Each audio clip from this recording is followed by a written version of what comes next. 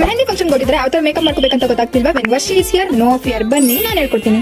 ಮೊದಲಿಗೆ ಮಾಯಿಶ್ಚರೈಸರ್ ಹಾಕೊಳ್ಳಿ. ಯಾಕೆಂತಂದ್ರೆ ಮೇಕಪ್ ಗಿಂತ ಮುಂಚೆ ಮಾಯಿಶ್ಚರೈಸರ್ ಹಾಕೋದು ತುಂಬಾ ಇಂಪಾರ್ಟೆಂಟ್. Hydration is key.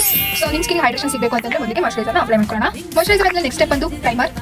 ನಾನು ಇಲ್ಲಿ ಪೋರ್ ಬ್ಲರಿಂಗ್ ಪ್ರೈಮರ್ ನ ತಗೊಂಡು ಸ್ವಲ್ಪ ತಗೊಂಡು ನಾನು ಟೀ ಝೋನ್ಸ್ಗೆ ಅಪ್ಲೈ ಮಾಡ್ಕೊತಿದ್ದೀನಿ. ಅದರಿಂದ ಪೋರ್ ಬ್ಲರಿಂಗ್ ಎಫೆಕ್ಟ್ ಸಿಗುತ್ತೆ. ಸ್ಮೂತ್ ಆಗಿ ಕಾಣುತ್ತೆ ನಿಮ್ಮ ಫೇಸ್, ಯಾವ ಪೋರ್ಸ್ ವಿಸಿಬಲ್ ಆಗಲ್ಲ. ನಿಮ್ಮ ಡಾರ್ಕ್ ಸರ್ಕಲ್ಸ್ಗೆ, ಹೈಪರ್ ಪಿಗ್ಮೆಂಟೇಷನ್ಸ್ಗೆ ಎಲ್ಲದಕ್ಕೂ ಆರೆಂಜ್ ಕಲರ್ ಕರೆಕ್ಟರ್ನ ಹಾಕೊಂಡು ಮೊದಲು ಕಲರ್ ಕರೆಕ್ಟಿಂಗ್ ಮಾಡ್ಕೊಂಡ್ರೆ ನಿಮ್ಮ ಸ್ಕಿನ್ ಗ್ರೇ ಆಗಿ ಆಶಿ ಆಗಿ ಕಾಣಲ್ಲ. ನೆಕ್ಸ್ಟ್ ಸ್ಟೆಪ್ ಬಂದು ಸ್ವಲ್ಪ ಲೂಸ್ ಪೌಡರ್ ತಗೊಂಡು ಈ ತರ ನಿಮ್ಮ ಹ್ಯಾಂಡ್ ಮೇಲೆ ಬ್ರಷ್ ಆಫ್ ಮಾಡಿ ಮೊದಲು. ಅದಾದ್ಮೇಲೆ ನೀವು ಎಲ್ಲೆಲ್ಲಿ ಆರೆಂಜ್ ಕಲರ್ ಕರೆಕ್ಟ್ ಹಾಕಿದ್ರೆ ಸ್ವಲ್ಪ ಈ ತರ ಸೆಟ್ ಮಾಡ್ಕೊಳ್ಳಿ. ಇದಾದ್ಮೇಲೆ ನೀವು ಕನ್ಸಿಲ್ ಹಾಕಿ ಆರೆಂಜ್ ಕಲರ್ ಕರೆಕ್ಟರ್ನ ಕನ್ಸಿಲ್ ಮಾಡ್ಕೊಳ್ಬೇಕು.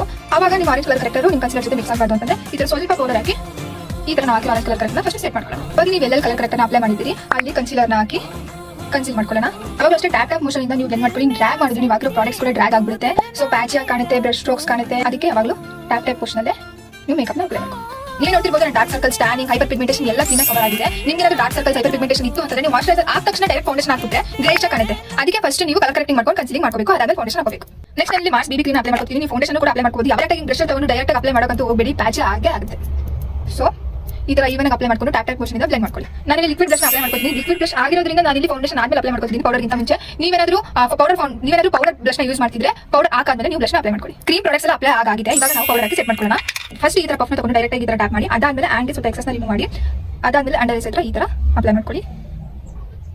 ಎಂಟೈರ್ ಫೇಸ್ ನ ಹೇಗೆ ಸೆಟ್ ಮಾಡ್ಕೊಳ್ಳೋದು ಅಂತಂದ್ರೆ ಈ ತರ ಬ್ರಷ್ ನ ತಗೊಂಡು ಟ್ಯಾಪ್ ಎಕ್ಸೆಸ್ ನ ಟ್ಯಾಪ್ ಮಾಡಿ ಎಂಟೈರ್ ಬೇಸ್ ನ ಸೆಟ್ ಮಾಡ್ಕೊಳ್ಳೋಣ. ನೆಕ್ಸ್ಟ್ ಹೈಲೈಟರ್ ನ ಅಪ್ಲೈ ಮಾಡ್ಕೊಳ್ಳೋಣ.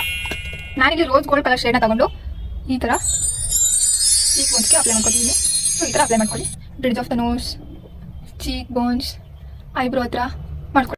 ಈ ಐ ಲುಕ್ ನ ಹೇಗೆ ಕ್ರಿಯೇಟ್ ಮಾಡ್ಕೊಳ್ಳೋದು ಅಂತ ಎಂಟೈರ್ ಟ್ಯೂಟೋರಿಯಲ್ ನಾನು ಆಲ್ರೆಡಿ ನನ್ನ ಪೇಜಲ್ಲಿ ಅಪ್ಲೋಡ್ ಮಾಡಿದ್ದೀನಿ. ನೀವು ಅಲ್ಲಿ ಚೆಕ್ ಮಾಡ್ಕೋಬಹುದು. ನೆಕ್ಸ್ಟ್ ಲಿಪ್ಸ್ಟಿಕ್ ಹಾಕೊಳ್ಳೋಣ. ಆಲ್ರೆಡಿ ನಾವು ಬೋಲ್ಡ್ ಐ ಲುಕ್ ನ ಕ್ರಿಯೇಟ್ ಮಾಡಿರೋದ್ರಿಂದ ಸ್ವಲ್ಪ ಲಿಪ್ಸ್ ನ ಸಿಂಪಲ್ ಆಗಿ ಇಟ್ಕೊಳ್ಳೋಣ. ಅದಕ್ಕೆ ನಾನು ಮೊದಲು ಬ್ರೌನ್ ಲಿಪ್ ಲೈನರ್ ನ ತಗೊಂಡು ಲಿಪ್ ಲೈನ್ ಮಾಡ್ಕೊತೀನಿ.